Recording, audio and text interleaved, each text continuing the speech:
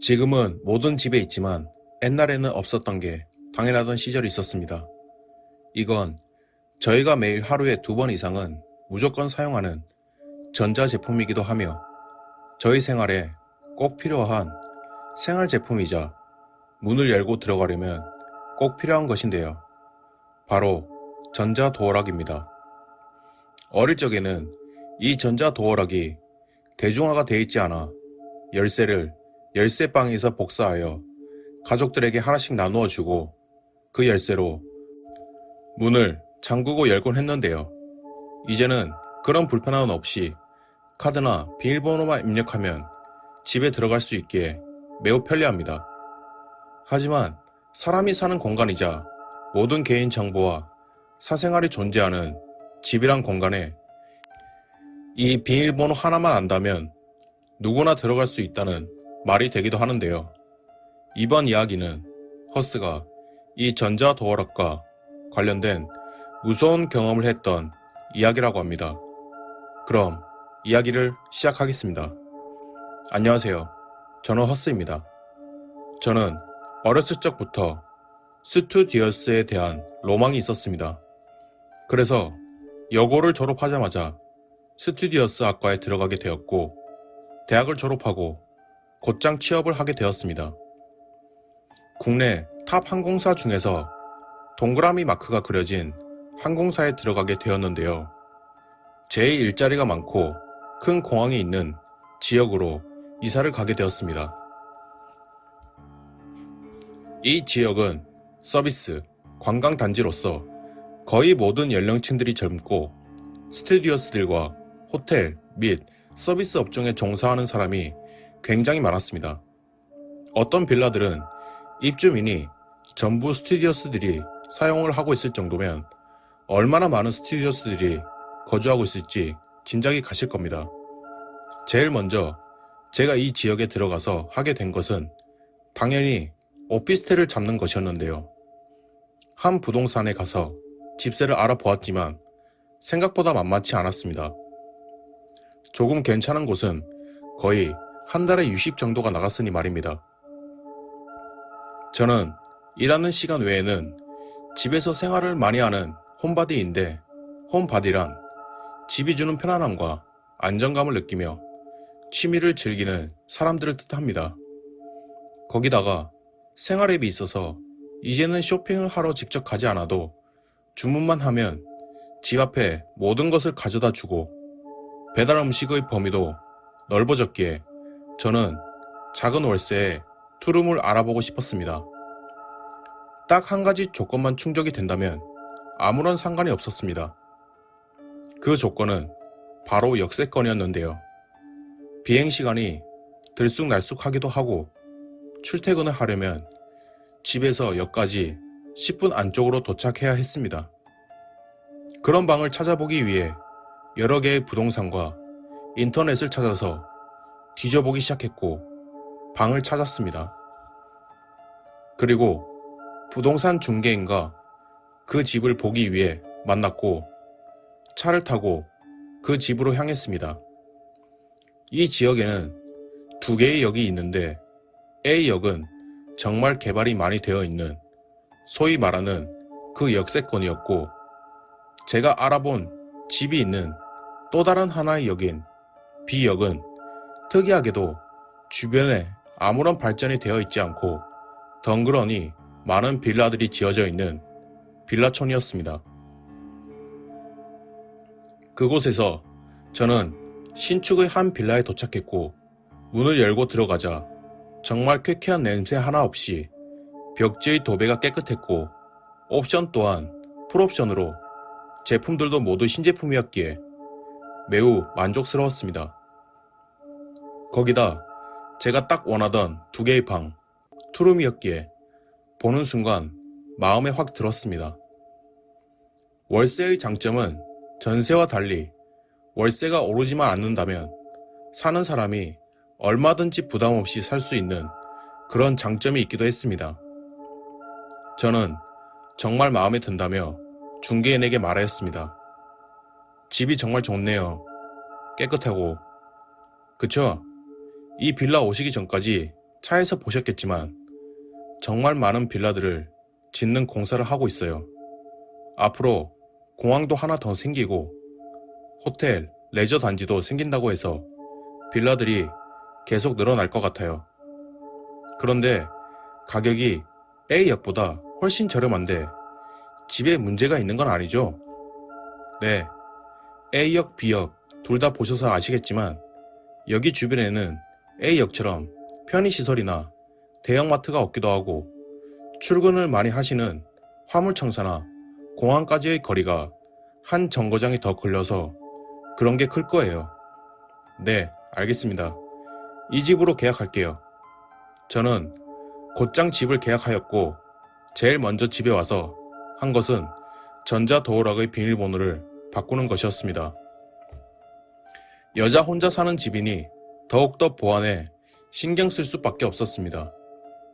그리고 끌고 온 캐리어의 짐을 풀고 TV를 보며 휴식을 취하다 잠에 들었고 그 다음날 곧장 공항으로 출근하게 되었습니다.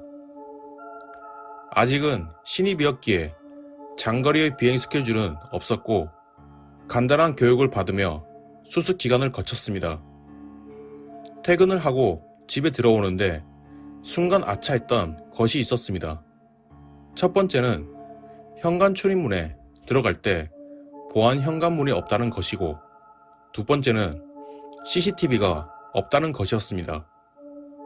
집을 알아볼 때 조금 더 자세히 살펴볼 걸 후회를 하긴 했지만 이미 집 계약도 했고 그렇게 역에서 구석진 곳도 아니었기에 살다가 불편하면 다른 데로 옮겨야겠다 생각하며 집 문을 여는데 이상하게 TV의 화면이 켜져 있는 것이었습니다.